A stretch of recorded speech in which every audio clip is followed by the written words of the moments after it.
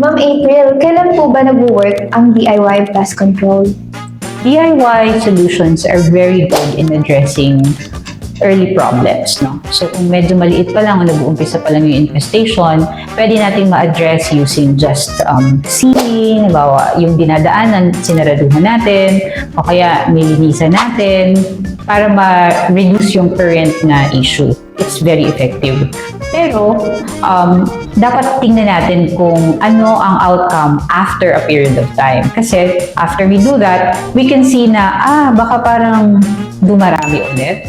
Pwedeng, parang lumipat. No? So, ito yung ating magiging things to observe so that we see and we can decide kung ano ang dapat na gawin. No? Kasi baka yung ating naging solution ay pansamantalang effective, pero dun sa level of pest problem that you already have, makakailangan ng mas malalim na solution, meaning na nangangailangan na siya ng professionally done na pest control solutions.